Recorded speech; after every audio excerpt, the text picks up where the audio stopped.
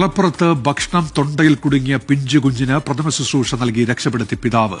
കുഞ്ഞിന്റെ തൊണ്ടയിൽ എന്തെങ്കിലും കുടുങ്ങി ശ്വാസതടസ്സം സംഭവിച്ചാൽ എന്താ ചെയ്യേണ്ടതെന്ന് എല്ലാ രക്ഷിതാക്കളും അറിഞ്ഞിരിക്കണം.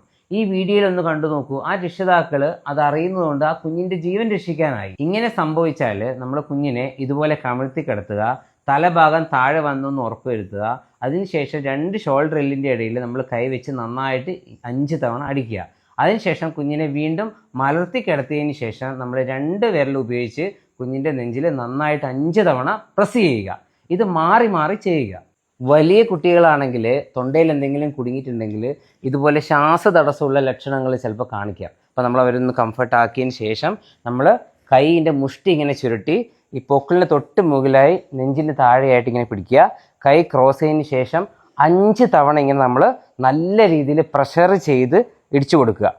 ഇങ്ങനെ 5 തവണ ചെയ്തതിന് ശേഷം കൊച്ചിൻ്റെ വായിൽ നിന്ന് വന്നിട്ടുണ്ടോ എന്ന് നോക്കുക. ഇത് മാറിയില്ലെങ്കിൽ അത് വീണ്ടും കൈ മുഷ്ടി ചുരുട്ടി പിടിച്ചതിന് ശേഷം വീണ്ടും 5 തവണ പ്രഷർ ചെയ്ത് കൊടുക്കുക. എന്നിട്ടും ഫോറിൻ ബോഡി പുറത്ത് വന്നില്ല എങ്കിൽ കുട്ടിയെ ഇങ്ങനെ കമിഴ്ത്തി കിടത്തതിന് ശേഷം പുറത്ത് നല്ല രീതിയിൽ ഇങ്ങനെ പ്രഷറൈസ് ചെയ്ത് കൊടുക്കുക. ഈ കാര്യം നമ്മൾ എത്ര സമയം തുടരുന്ന വെച്ച് പുറത്ത് വരുന്നത് വരെ, ഇല്ലെങ്കിൽ കുട്ടി അൺറെസ്പോൺസീവ് ആവുന്നത് വരെ, അതായത് കുട്ടി ബോധക്ഷയം വന്നു കഴിഞ്ഞാൽ നമ്മളിത് നിർത്തണം.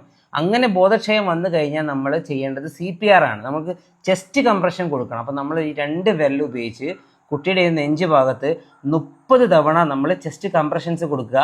അതിനുശേഷം 2 മൗത്ത് ബ്രീത്തിങ് നമ്മൾ നന്നായിട്ട് ചെയ്തു കൊടുക്കുക.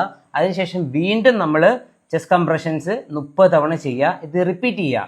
ഏറ്റവും പ്രധാനപ്പെട്ട കാര്യം, ഇങ്ങനൊരു സംഭവം നടന്നു കഴിഞ്ഞാൽ നമ്മൾ കോൾ ഫോർ ദ ഹെൽപ്പ്, ഒരാളെ സഹായത്തിന് വിളിക്കുക.